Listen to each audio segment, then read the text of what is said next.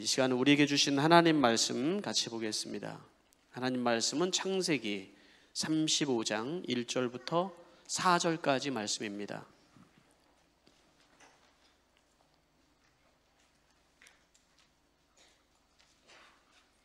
창세기 35장 1절부터 4절까지의 말씀입니다.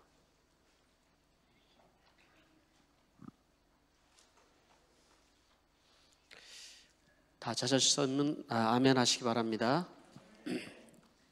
제가 봉독하여 드리겠습니다. 새번역 성경으로 봉독합니다. 하나님이 야곱에게 말씀하셨다. 어서 베들로 올라가 거기에서 살아라. 내가 너의 형 에서 앞에서 피해 도망할 때 너에게 나타난 그 하나님께 제단을 쌓아서 바쳐라. 야곱은 자기의 가족과 자기가 거느리고 있는 모든 사람에게 명령하였다. 너희가 가지고 있는 이방 신상들을 다 버려라. 몸을 깨끗이 하고 옷을 갈아입어라. 이제 우리는 이곳을 떠나 베델로 올라간다. 거기에다 나는 내가 고생할 때에 나의 간구를 들어주시고 내가 가는 길 어디에서나 나와 함께 다니시며 보살펴 주신 그 하나님께 제단을 쌓아 바치려고자 한다. 그들은 자기들이 가지고 있는 모든 이방 신상과 귀에 걸고 있는 귀고리를 야곱에게 가져왔다.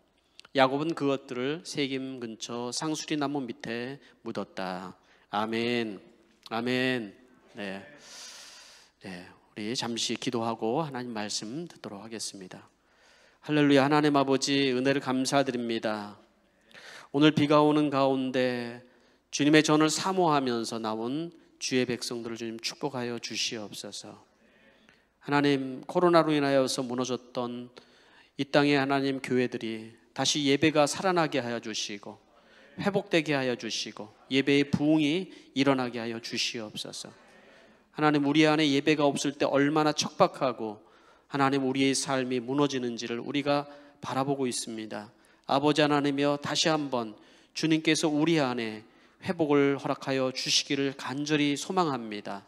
오늘 예배하는 2부에 예배하는 우리 모든 성도님들 마음속에 성령님 찾아와 주셔서 말씀을 들을 때 아멘 하게 하시고 하나님 그 말씀이 믿어지게 하여 주시고 나에게 들려지는 성령의 음성으로 하나님 듣고 변화가 나타나게 하여 주시옵소서. 예수님의 이름으로 기도하옵나이다. 아멘. 네. 우리 앞뒤 좌우 우리 또 오늘 처음 나오시는 분도 계시고 그런데 우리 같이 한번 이렇게 인사하겠습니다. 당신이 있어 행복합니다. 네, 당신이 있어 행복합니다. 네, 당신이 있어 행복합니다. 네, 정말 행복하시죠? 네. 자, 오늘 저는 여러분과 함께 지난주에 이어서 회복을 위한 부르심이라는 주제 설교를 두 번째 시간을 가지려고 합니다. 지난주에 우리는 회복을 위한 부르심 첫 번째 공동체에 대해서 말씀을 들었습니다. 다 기억이 나시죠? 네, 공동체, 우리가 회복해야 될 건 하나님께서 이 코로나 시대에 우리에게 회복하기를 원하는 것은 진정한 교회가 무엇인지, 그 교회에 대한 의미, 공동체의 회복이라고 저는 믿습니다. 두 번째 오늘 시간인데요. 오늘은 예배에 대한 회복입니다. 우리가 계속해서 기도하고 있지만은 코로나로 인하여서 우리는 정상으로 지금 예배 드리고 있지만 전 세계는 지금 마음껏 예배할 수 없는 상황입니다. 이때 하나님께서 우리에게 예배에 대한 부흥이 다시 한번 우리에게 허락하여 주시고 그 예배에 대한 부흥을 하나님께서 주시기 위해서는 우리 안에 이 예배를 향한 갈망이 있어야 되는 줄 믿습니다. 그래서 오늘 저는 두 번째 시간으로 예배에 대해서 말씀을 하는데 오늘은 좀 스토리로 여러분과 같이 이야기식으로 좀 이렇게 말씀을 좀 하려고 합니다. 어렸을 때 우리 주일학교 가면 우리 선생님들이 하나님 나라 이야기를 또 성경에 있는 인물 얘기를 재밌게 해주지 않습니까? 그죠? 저는 그런 은사는 사실은 없습니다. 그렇지만 또 여러분들이 어린이가 된 마음으로 한번 오늘 이 말씀을 좀 들으면 좋겠다 생각하는데요. 야곱 이야기를 좀 여러분과 같이 하려고 합니다. 이 야곱 얘기를 통하여서 여러분과 같이 오늘 우리에게 주시는 이 예배에 대한 회복, 이것이 어떤 의미인지 한번 생각해 보시기 바랍니다. 여러분들은 야곱하면 뭐가 떠오르죠? 머릿속에 뭐가 막 이게 떠오르죠. 반짝반짝. 예, 그죠? 그러나 또 야곱하면은 뭐 좋은 이미지도 있지만 보통은 다 그렇게 좋은 이미지가 아닙니다. 자, 먼저 여러분 야곱하면은 그 야곱의 이름의 뜻이 뭘까요? 야곱이라는 영어 이름을 쓰고 있는 분들도 있는데 그 뜻을 알고 쓰는지는 모르겠습니다. 네, 야곱하면 속이는 자, 네, 속이는 자라는 뜻을 가지고 있습니다. 그러니까는 좋은 의미가 사실은 있지는 않습니다. 그럼에도 불구하고 이 성경 속에서는 이 야곱 얘기가 굉장히 많이 이게 등장을 하고 있거든요. 그러니까 그런 인생이 남을 속이고 자기 거를 움켜쥐고 뭔가를 성취하고 이렇게 어떤 목표 지향적으로 열심히 인생을 살긴 했지만 정말 피곤한 인생을 살았어요. 그런 게 바로 야곱이거든요. 야곱이 인생을 다 거의 다 끄트머리에 바로왕 앞에서 자기 인생을 고백을 했는데 뭐라고 고백을 하냐면은 창세기 47장 9절 말씀에 보면은 험악한 세월을 보냈습니다. 네, 야곱 이름을 가지신 분 험악한 인생 보내지 마시기 바랍니다. 네, 그런 고백을 합니다. 그만큼 야곱의 인생은 참 아주 힘들고 고단한 인생이었다 이렇게 얘기를 사실은 해줄 수 있습니다. 그런데 왜 성경 속에서는 야곱을 그렇게 기록을 하고 있을까요? 네, 뭐 별로 기록할 만한 것도 없는데 왜 야곱을 그렇게 성경에서 기억을 하면서 그렇게 중요하게 기록을 하는가요? 창세기에서도 꽤 많은 장을 사실은 기록을 하고 있거든요. 그 이유가 분명히 있을 겁니다. 야곱하면은 별로 떠오르는 건 없지만 여러분 하나님께서 자기 자신을 소개할 때 나는 아브라함의 하나님, 이삭의 하나님, 야곱의 하나님이다 이렇게 고백을 한단 말이에요. 소개를 한단 말이에요. 그거는 하나님이 그 야곱이나 아브라함이나 이삭이나 야곱을 어떻게 생각하는 거예요? 자랑스럽게 생각한다 이 얘기이기도 하잖아요. 뭐가 자랑스러울까요? 아브라함 하면은 자랑스러운 게 생각이 나요. 그거는 바로 아브라함은 믿음의 조상이다. 네, 아브라함은 딱 떠올라요. 그렇게. 또 이삭하면 여러분 뭐가 떠오르나요? 이삭하면 순종의 사람. 네, 다 알죠 우리? 그 순종을 통하여서 이삭은 참 많은 복을 누렸던 사람이죠. 근데 야곱하면 딱히 떠오르는 게 없어요. 딱히. 근데 저는 오늘 이 말씀을 전하면서 야곱하면 여러분들이 뭐가 딱 떠오를 수 있도록 도와주려고 그래요. 야곱하면 딱 떠오르는 게 바로 예배 그거라고 생각을 합니다. 오늘 이 말씀 속에서도 야곱의 인생에서 아주 특징적인 것이 있는데 야곱의 스토리를 보다 보면 어디를 가든지 야곱이 단을 쌓았다라는 거예요. 지금 우리로 얘기하면 예배를 드렸다 이렇게 얘기를 하고 있거든요. 야곱의 인생은 하나님을 만난 뒤부터 그가 하나님을 예배하는 삶 그런 삶을 사는 사람이다 이렇게 얘기를 해줄 수 있습니다. 물론 처음부터 그렇게 됐던 것은 아닙니다. 그 야곱이 변화되는 과정이 있었죠. 그 얘기를 잠깐 여러분 한번 제가 나누려고 하는데 자 먼저 야곱의 시절 제일 처음에 부모와 함께 살았던 시절을 한번 보죠. 탄생부터 야곱이 탄생할 때는 쌍둥이로 태어났단 말이에요. 그 형이 있었어요. 에서라는 형이 있었습니다. 태어날 때부터 야곱은 아마 지기 싫었던 모양이에요. 그래서 형이 먼저 태어날 때 자기가 먼저 태어나려고 형의 뒷발치를 잡았다 해서 이름을 야곱이라고 그랬거든요. 그러니까 쥐기 싫은 거예요. 그렇게 태어났습니다. 형은 태어나서 보니까 뭐 몸에 털도 많고 그리고 사람이 이렇게 뭐 둥글둥글하고 노는 거 좋아하고 들로 산으로 뛰어다니면서 뭐 사냥하고 이런 걸 되게 좋아했어요. 그러나 야곱은 굉장히 여성스러웠어요. 그래서 항상 엄마 옆에서 엄마의 치마폭 옆에서 이렇게 엄마랑 속닥속닥하기를 되게 좋아했어요. 그런데 두 형제의 특징이 뭐냐면 야곱은 굉장히 욕심이 이게 많은 거예요. 남의 거를 어떻게 해서든지 내 거를 만들고 싶은 형이 장자권을 가지고 있는 이 장자권을 얻고 싶은 거예요. 장자권이라는 의미는 당시에는 이 축복권이거든요. 그러니까 아버지가 모든 것을 다시 형에게 사실 다 주는 거예요. 이거는 그 장자권을 너무나도 가지고 싶은 욕심이 있었어요. 형은 그런 거에 대해서 별로 생각이 많지를 않아요. 그래서 그냥 늘 자기 배를 채우고 그냥 재미있게 살고 이러면 된다고 생각을 했어요. 그것을 이 야곱은 이용을 하여서 야곱이 형이 배고픈 틈을 타서 팥죽 한 그릇에 장자권을 사게 되는 거죠. 근데 이 이야기를 통해서 에서는 사실은 영적인 이 축복에 대한 갈망이 없었던 사람이라고 성경은 얘기하는 거고, 야곱은 그래도 이 영적인 뭔가 이 갈망이 있는 사람이다 이렇게 얘기를 하죠. 그래서 결국 이 축복권이 아버지가 야곱을 장자로 축복을 합니다. 그 얘기가 하자면 또 한참 되지만은, 이 축복을 받고 나니까 야곱은 좋지만 에서가 그때서야 이제는 깨닫게 되는 거예요. 내 것을 뺏어간 이 야곱에 대해서 깨닫어요. 그래서 성경은 이렇게 기록하고 있어요. 창세기 27장에 보니까 에서가 아버지 앞에서 자기가 받을 축복이 없다는 것을 알고 이렇게 소리치면서 울면서 아버지에게 애원을 합니다. 에서는 소리치며 울면서 아버지에게 애원하였습니다. 아버지, 저에게도 축복하여 주십시오. 아버지, 저에게도 똑같이 축복을 하여 주십시오. 하나님의 축복이나 아버지의 복을 받지 못하고 축복을 받지 못하고 살아가는 사람들의 그 삶이 어떤지를 성경은 얘기를 해주고 있거든요. 우리가 복을 받는다, 하나님의 복을 받고 또 부모의 사랑과 축복을 받으면서 자란다는 것이 얼마나 귀한지를 알 수가 있겠죠. 이 일로 인하여서 갈등이 굉장히 심화가 되기 시작했어요.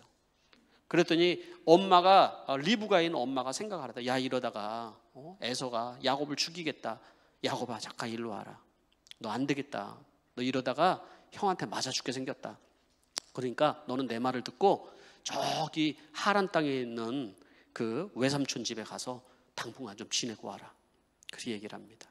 그 말을 좋게 여기고 이제 야곱은 여장을 꾸리고 이제 외삼촌 라반의 집을 형을 피해서 이제 떠나게 되는 여정을 시작을 하게 됩니다.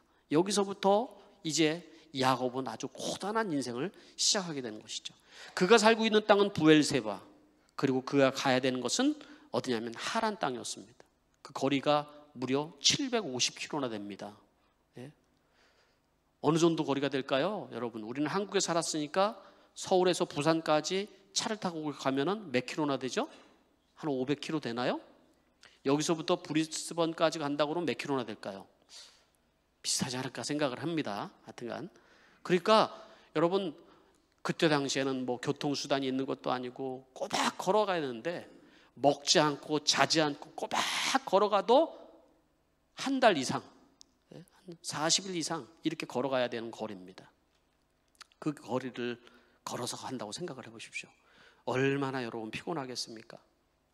하란 땅으로 걸어가는 그 가운데 야곱은 너무 고단하고 피곤하고, 그게 어떻게 보면 우리 인생 길일 수도 있는 거예요. 어떻게 보면 이 말씀을 묵상을 하면서 여러분 연세가 좀 있으신 분들은 찬송 속에서 그게 아마 기억이 날 거예요. 야곱이 잠깨요. 이 찬송이 있죠.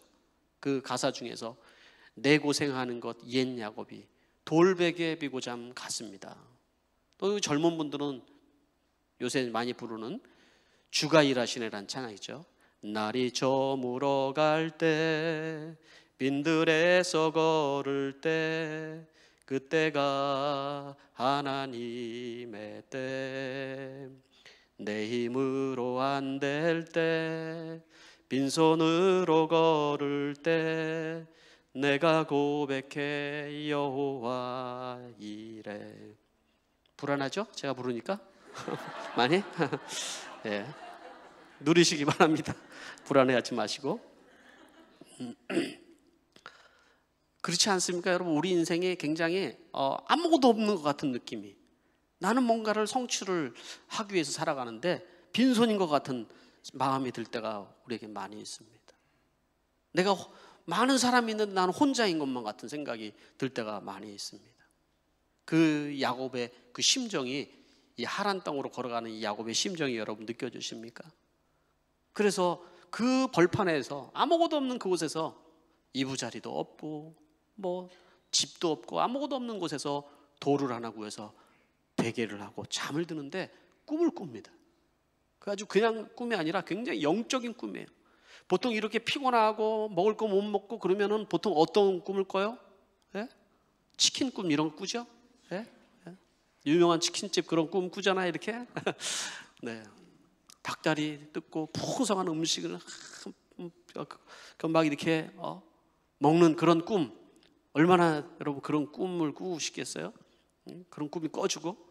그런데 그가 꾼 꿈은 아주 영적인 꿈이었어요. 하늘에서 사다리가 내려오더니 거기서 천사들이 오르락 내리락 하는데 거기서 음성이 나는 거예요. 뭐라고 그 소리가 나냐면, 나는 내 할아버지 아브라함의 하나님이다. 나는 너의 아버지 이삭의 하나님이다. 내가 너와 함께하고 그리고 내가 너를 인도해 줄 하나님이다. 나는 너에게 이 땅에서 복을 주고 내가 너에게 내 자손손 복을 줄 하나님이다. 이런 음성이 거기서 다 나는 거예요. 야곱이 잠을 딱 깨고 나가지고 생각한 것이, 이곳이 하나님이 계시는 곳이구나. 내가 그걸 미처 몰랐구나 하고 이 영적인 체험을 이렇게 본인이 하게 됩니다. 그리고 하나님 앞에 고백을 하기를, 뭐라고 고백을 하냐면, 내가 이곳을 이제 하나님을 예배하는 곳으로 삼겠다, 이런 고백을 하는데, 그곳에 단을 쌓고 거기를 베델이라고 얘기를 합니다. 이 베델이라는 뜻이 바로 뭐예요? 하나님의 집이라는 뜻이에요. 베델. 그리고 나서 야곱이 하나님 앞에 거기다 단을 쌓고 베델이라 하고 하나님 앞에 서원하여서 이렇게 고백을 합니다. 예배하면서. 자, 창세기 28장 20절에서 22절에 야곱은 이렇게 서원하였다. 하나님께서 저와 함께 계시고 제가 가는 이 길에서 저를 지켜주시고 먹을 것과 입을 것을 주시고 제가 안전하게 저희 아버지 집으로 돌아가게 해주시면 주님이 저희 하나님이 되실 것이며, 제가 기둥으로 세운 이 돌이 하나님의 집이 될 것이며, 하나님께서 저에게 주신 모든 것에서 이 어리 하나를 하나님께 드리겠습니다. 여러분, 뭐가 느껴지죠? 야곱이 참 영적으로 변했구나. 저는 그렇게 생각이 들지를 않아요. 하나님과 딜을 하고 있는 야곱의 모습이 사실 느껴지거든요. 영적인 체험을 하지만은 여전히 하나님에게서 내가 얻어낼 것만 생각을 하고 있는 것이죠, 여기서. 그래서 하나님이 이렇게 해주시고 저렇게 해주시고 이렇게 해주시면 제가 이렇게 해줄게요. 하나님이 이렇게 해주면 내가 여기다 하나님의 집도 세우고 내가 하나님 앞에 11조도 드리고 이렇게 하겠습니다. 그렇게 서원을 하는 거예요, 이렇게. 근데 하나님이 그렇게 기도한 것조차도 하나님은 다 듣고 기억을 하시는 것이지요. 드디어 이 야곱은 그 먼 길 바로 라반의 집에 도착을 하게 됩니다. 그렇지만 라반의 집에 도착하여서 그는 거기서 행복한 일이 있을 거라고 생각했지만 그건 착각이었어요. 왜냐하면 에서를 피해서 도망왔는데 더 독한 바로 라반을 만났기 때문에 그렇죠. 자기보다 더 남을 속이기를 좋아하는 바로 이 라반 외삼촌을 만난 거예요. 그러나 야곱도 질 사람은 아니죠, 절대로. 한 성깔 하는 이 야곱이 절대로 서로 사기치고 또 서로 거를 빼앗고 한 일들을 계속하면서 엎치락 뒤치락 하면서 서로 갈등은 굉장히 심해됩니다. 그래도 그 기간을 참을 수 있었던 거는 자기가 사랑하는 라헬이라는 여자가 있기 때문에 그럽니다. 야곱은 한번 자기가 내가 이거 가져야겠다 생각하면 절대로 놓지 않는 성격이에요. 그래서 이 라헬하고 결혼을 하기 위해서 끝까지 그 힘든 시간들을 참으면서 결국은 라헬과 결혼을 하게 됩니다. 그리고 외삼촌의 것을 속여서 양떼들을 다 갈취를 하고 아주 거부가 됩니다. 자, 그러나 외삼촌 집을 떠나갈 수가 없어요. 그래서 야반 도주를 합니다. 모든 식솔들을 끌고 그 외삼촌의 집을 야반 도주를 하기 위해서 밤중에 길을 떠납니다. 얼마나 두려웠겠어요? 외삼촌에게 잡히면 죽겠다는 마음으로 야반 도주하고 있는 그의 인생은 이제까지도 불안한 상태에서 이제까지도 살아왔는데 지금 떠나갈 때도 또 불안합니다. 우리 인생이 그런 것 같아요, 여러분. 뭔가를 계속해서 우리가 얻고 또 뭔가를 누리기 위해서는 나에게 쫓아오는 이 불안함을, 이 두려움을 떨쳐버리기가 참으로 어려운 것이지요. 그가 고향 땅으로 가는 길에 소식을 하나 듣습니다. 그는 형이 400명의 군사를 이끌고 자기를 죽이러 온다는 얘기였어요. 깜짝 놀란 이 야곱은 그 얍복강 강가 앞에서 자기는 건너가지 못하고 그리고 자기의 식솔들을 건네보냅니다. 건네봉에는 형의 그 환심을 사기 위해서 선물을 여러 차례 해서 보내기도 합니다. 그러나 본인은 정작 건너가지를 못하는 거예요. 왜? 형한테 맞아 죽을까 봐. 예전에 가지고 있던 이 갈등, 그것이 해결된 건 아니었거든요. 그러니까 이걸 넘어가야 되는데 넘어가지를 못하는 거예요. 그래서 다 건너보내고, 그리고 그 자리에 야복강가에 그가 주저앉아서 생각한 것이, 다시 생각이 든 것이 하나님인 거예요. 그때 하나님, 나에게 복을 주신다고 그러지 않았습니까? 나와 함께 하여 주신다고 하지 않았습니까? 나를 좀 축복해 주십시오. 네? 성경에서는 천사와 씨름을 했다고 그러는데, 그래서 어떤 사람들이 여기서 기도를 하나님 앞에 드린 것이다, 그렇게 얘기를 합니다. 그렇지만 하나님이 이 야곱에게 나타나서 야곱에게 해주고 싶은 말씀이 있었던 것 같아요. 그렇게 고난하고 고통스러운 가운데, 야 야곱아, 또 언제까지 그렇게 잔머리를 굴리면서 그렇게 뭔가를 이렇게 가지려고 그렇게 애쓰면서 그렇게 인생을 살려고 하냐. 야곱이 뭐라고 그래요? 하나님 안 됩니다. 그래도 나에게 축복을 해야 됩니다. 하나님 나를 축복해 주십시오. 나는 축복하지 않으면 내가 결코 이 손을 놓지 않겠습니다. 예, 그걸 우리는 기도라고 착각을 할 때가 있는데요, 기도는 그렇게 하는 게 아니죠.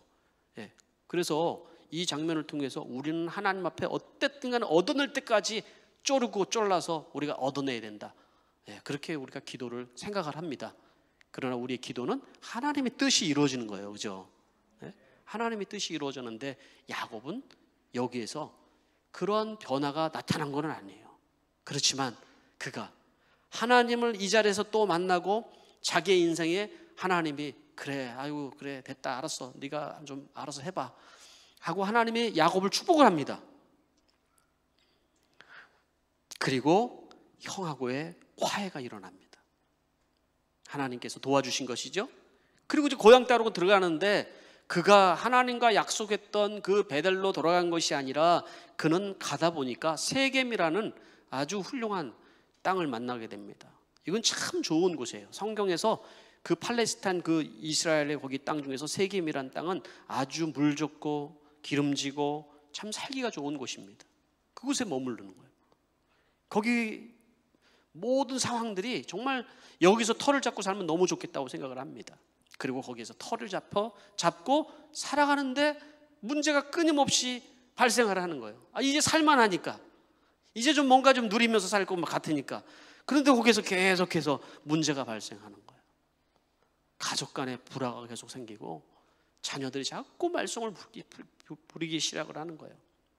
그러다가 결정적인 사건이 일어나는데, 바로 딸 디나가 바로 그 지방에 있는 그 청년들과 올려서 놀다가 하몰의 아들 세겜에게 강간을 당하는 사건이 생기게 되는 거예요. 이 일로 인하여서 오빠들이 굉장히 분노를 하게 됩니다. 디나가 강간을 당했다는 이 이야기는 가족 간에 엄청난 이슈가 됩니다. 그리고 하몰이 찾아옵니다. 이왕 이렇게 됐으니까 우리가 서로 사돈을 맺으면서 그냥 우리가 살아갑시다. 같이 이곳에서 삽시다. 그때 야곱의 아들들이 얘기를 하기를 뭐라고 얘기냐면, 우리는 하나님의 사람들이고 당신들은 이방 사람들이기 때문에 우리는 결코 통혼을 할 수가 없습니다. 그런 한 가지 조건을 들어주면 우리가 가능합니다. 당신들이 다 할례를 받는 거죠. 다 할례를 받으세요. 그러면은 그렇게 하겠습니다 하고 형들이 이제 자녀들이 그렇게 약속을 받습니다. 그리고 그 하몰의 그 사람들이 다 할례를 받는데, 그날 밤에 할례를 받고 남자들이 걷지도 못하는 그 상황에 칼을 가지고 들어가서 모든 남자들을 다 죽여버리는 아주 엄청난 사건이 발생을 하게 됩니다. 네, 성경에서도 굉장한 사건으로 등장을 하죠. 한 족속을 거의 몰살시키다시피 한 사건이니까요. 이 사건으로 인하여서 야곱이 깜짝 놀라게 됩니다. 내 인생에 이런 일이 있을 거라고 생각도 못했는데, 이런 엄청난 사건이 발생하면서 자녀들을 모아가지고 얘기합니다. 너희들이 어쩌자고, 내가 망하면 어떡하려고, 내가 무슨 힘이 있다고, 이 주변에 있는 부족들이 힘을 모아서 나를 쳐다보면 내가 망하지 않을 거냐. 언제든지 야곱은 자기 생각밖에 없습니다. 언제든지 내가 살 곳, 내가 축복받는 것, 여기에만 관심이 있습니다. 그때 시므온과 레위가 얘기를 하기는, 아버지, 아버지는 언제든지 아버지 생각만 합니까? 아버지 뜻대로 원하고 아버지가 원하는 것만 늘 하면서 그렇게 여태까지 살아오지 않았습니까? 우리가 무슨 허수아비입니까? 우리의 동생 디나가 저렇게 이방 사람들에게 강간을 당했었는데도 그것만 우리는 바라만 보고 있으라는 말입니까? 막 그러면서 자녀들이 그때 막 대들면서 막 집안에 싸움이 나기 시작합니다. 야곱이 생각을 합니다. 야곱이 생각하기를 길이 없는 거예요. 길이.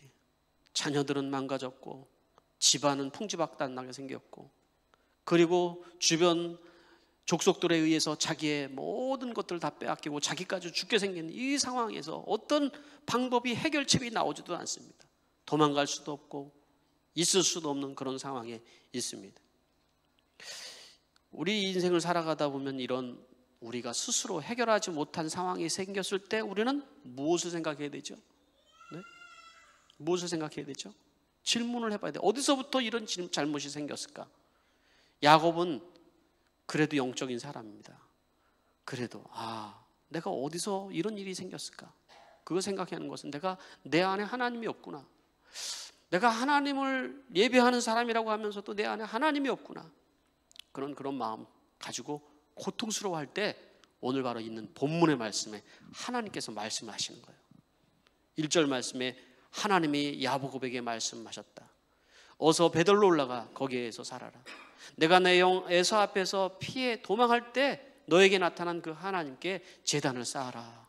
이렇게 하나님께서 말씀합니다. 야곱아, 내가 누구냐? 내가 너와 함께 했던 하나님 아니냐? 너는 이제까지 나를 통해서 무엇을 경험을 했느냐? 너는 세겜 땅에 머물지 말고 어서 베델로 올라가서 그곳에서 단을 쌓고 거기서 나를 예배해야 되지 않겠냐? 이렇게 얘기를 합니다. 야곱이 정신이 이때 바짝 나기 시작합니다. 그렇구나. 내가 예배를 잃어버렸구나. 예배를. 내 자녀들이 하나님을 예배하는 것을 잃어버렸고 우리 가족이 하나님을 예배하는 것을 잊어버렸구나. 야곱이 깨달은 것은 하나님의 말씀을 듣고 우리 가정이 다시 예배를 회복해야만 살 수 있겠구나 하는 생각이 들기 시작을 했습니다. 이런 삶의 고통, 내가 이러지도 저러지도 못하는 상황은 내 안에 하나님이 없기 때문이고 하나님을 자녀들이 만나지 못해서 그렇구나 하는 생각을 하고 야곱이 가족들을 다 모아서 이렇게 말을 합니다. 2절 말씀에 보니까 야곱은 자기의 가족과 자기가 거느리고 있는 모든 사람에게 명령하였다. 너희가 가지고 있는 이방 신사를 다 버리고 몸을 깨끗이 하고 옷을 갈아입어라. 그리고 얘기를 합니다. 이제 우리는 이곳을 떠나서 베델로 올라간다. 거기에서 나는 내가 고생할 때 나를 간구를 들어주고 내가 가는 길 어디에서나 나와 함께 하시며 나를 도와주신 하나님께 제단을 쌓으며 예배를 드리려고 한다. 그렇게 자기 간증을 섞어서 얘기를 합니다. 왜 이방 신상을 버리라고 했을까요? 왜 몸을 깨끗이 하라고 그랬을까요? 옷을 갈아입으라고 했을까요?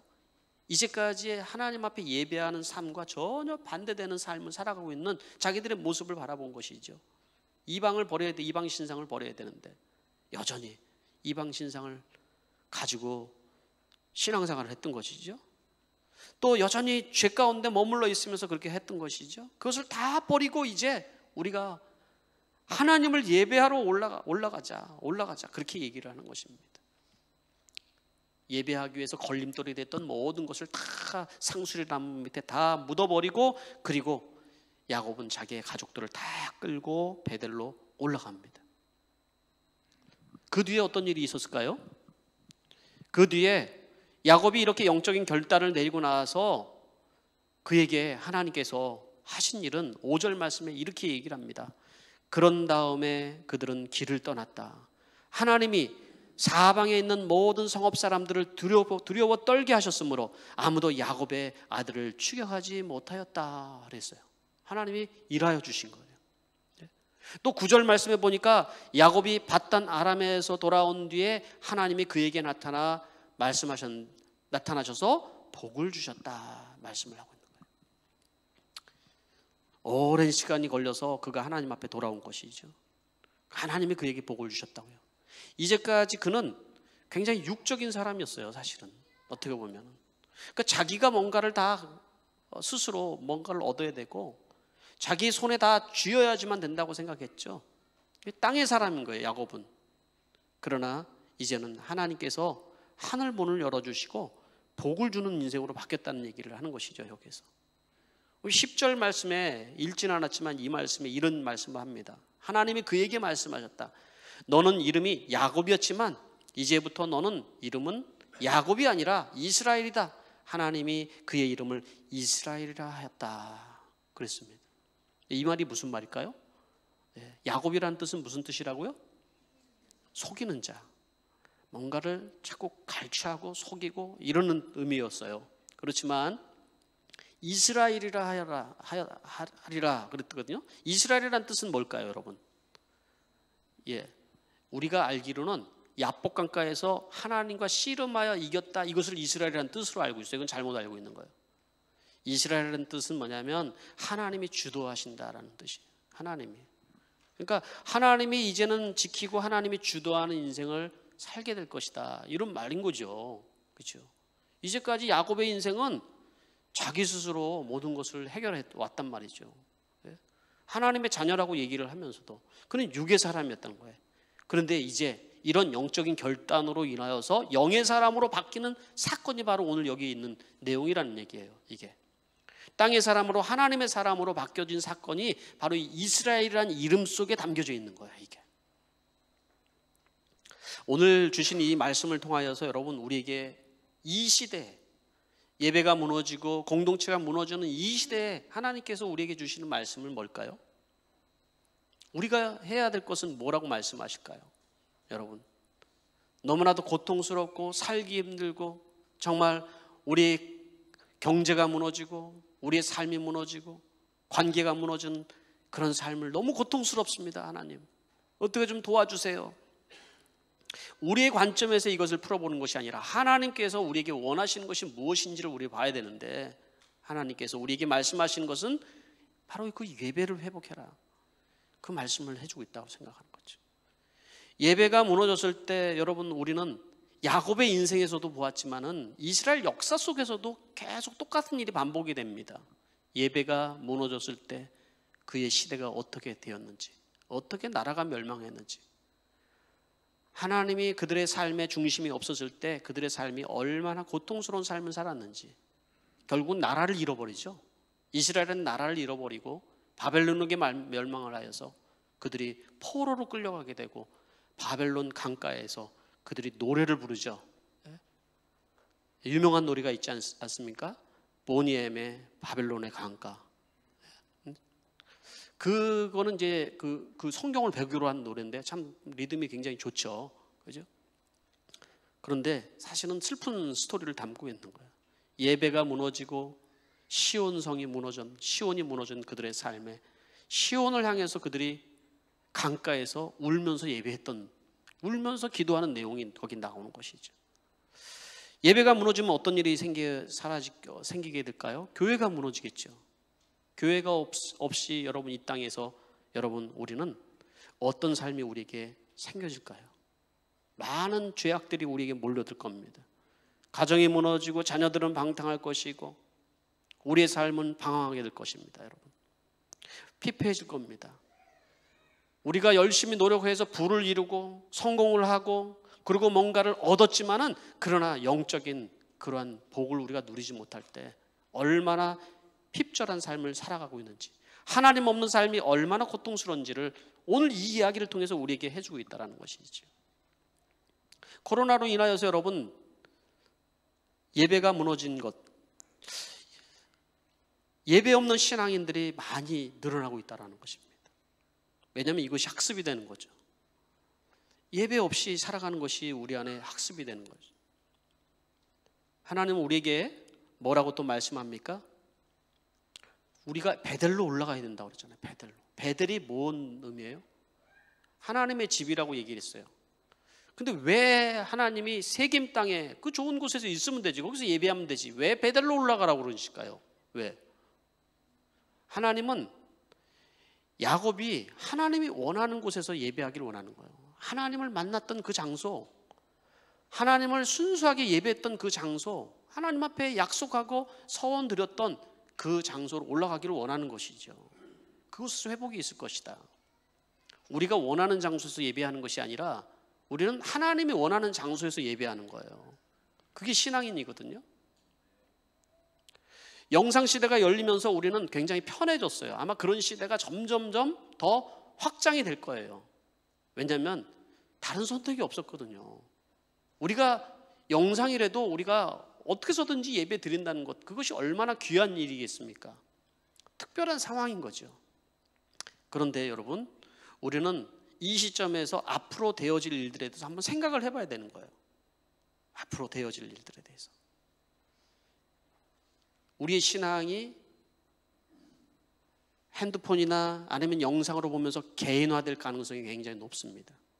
교회라는 개념이 아니라, 공동체라는 개념이 아니라, 인터넷에 보면은 유명한 설교자의 설교들도 있고, 그리고 훌륭한 그 찬양팀의 찬양이 드려지는 그런 예배들이 많이 있습니다. 그것을 우리가 바라보면서 아, 오늘 예배를 잘 드렸다라고 생각할 수도 있습니다. 우리의 마음을 만져주고 우리의 감정을 만져주고 하나님의 말씀으로 우리가 그런 은혜를 받을 수는 있습니다. 그렇지만 여러분, 하나님이 원하는 그런 예배는 저는 그게 아니라고 생각합니다. 하나님이 우리가 함께 공동체를 이루어서 여기에서 하나님은 우리에게 하시는 말씀이 있는 거예요. 어떤 유명한 설교자의 설교의 말씀보다도 오늘 우리 공동체에게 하나님이 주시는 그 말씀을 듣고 우리는 영적인 결단 가운데 우리가 살아가는 것, 그게 신앙생활이거든요. 우리 자녀들에게도 여러분 우리가 어떻게 말을 할 수 있을까요? 우리 예배가 무너졌을 때, 야, 오늘은 좀 비가 오잖아. 그러니까 오늘은 집에서 영상 예배다 얘들아. 아이들이 그 학습할 거예요. 그죠? 그리고 아이들은 그렇게 예배 드리는 것이 지극히 당연하다고 생각할 거예요.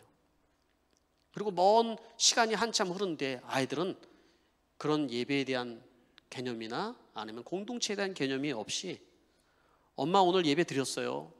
나도 오늘 예배 드렸어요. 라면서 시대가 아마 열려질 거라고 생각을 하죠. 하나님이 그것을 가만히 보고 가만히 있을까요? 저는 그렇게 생각하지는 않습니다. 하나님은 이 마지막 이런 시대에 우리에게 진정한 예배 회복을 하나님이 원하신다고 저는 생각을 합니다. 왜냐하면 이제까지 그렇게 예배했던 거예요. 사실은 모여있지만 그러나 하나님 앞에 오직 내가 은혜 받고 내가 오직 예배를 드리는 종교적인 생활로 여러분 우리가 살아왔던 거예요. 그러나 진정한 예배 회복이 무엇인지를 이 시대를 통해서 하나님이 말씀하고 있는 거거든요. 그 우리 안에 야곱이 변화해서 진정한 이스라엘이 되는 영적인 변화의 사건, 땅에 속한 사람이 아니라 하늘에 속한 사람의 이런 진정한 변화가 우리 안에 일어나는 사건이 바로 예배를 통해서 우리는 일어나야 되는 것이죠. 야곱이 결단하여서 베들로 올라갔을 때 하나님께서 그의 삶에 하신 놀라운 일들이 바로 우리들의 역사가 되어야 된다는 것이죠. 우리의 인생이 이렇게 피곤하고 고단하고 힘든 이민자의 삶을 살아가면서 내 인생의 마지막에 우리의 고백이 참으로 고단하고 힘든 인생을 살았지만은 그러나 돌이켜보면 역사에 그 순간순간 하나님이 일하셨던 그 흔적들이 우리가 경험되어지고 그거에 감사하고 그것을 우리 자녀들에게 말할 수 있는 여러분 그런 예배가 우리 안에 일어나야 되는 것이죠. 그러려면 여러분 지금 우리가 해야 될 일이 있습니다. 예배할 수 없는 상황에 우리 여러분 예배의 자리를 지키는 거예요. 네? 내가 예배하기 너무 힘들어. 오늘은 집에서 너무 육신도 피곤하고 어려워. 그때일수록 우리는 더 하나님을 예배하면서 예배의 자리에 있어야 되는 것입니다. 영상이라는 예배는 앞으로 더 확장될 거예요. 그리고 좋은 점도 있어요. 예배할 수 없는 병상에 누워있는 사람들이나 또 먼 곳에 있는 분들이나 함께 예배할 수 없는 사람이 그 자리에서 하나님을 예배할 수 있기 때문에 나쁜 거라고 얘기할 수는 없어요. 그러나 그것은 특별한 상황이라고 우리는 이해를 해야 되는 것이지 우리의 신앙이 어떤 합리화가 되어지고 그걸 통하여서 우리의 예배가 무너지면 절대로 안 된다는 것입니다. 우리는 1부, 2부, 3부 ANW 예배를 드리지만 이 예배 가운데 하나님의 부흥의 역사가 여러분 있기를 여러분 간절히 소망하는 마음이 여러분들에게 일어나야 돼요. 예배가 살아나고 예배를 통하여서 부흥이 일어날 때 여러분 우리의 심령도 살아나는 것이고, 그리고 여러분의 삶도 변화가 나타나는 것이고, 여러분의 가정에도 변화가 나타나는 것이고, 우리의 자녀들의 삶에도 변화가 나타나는 것입니다.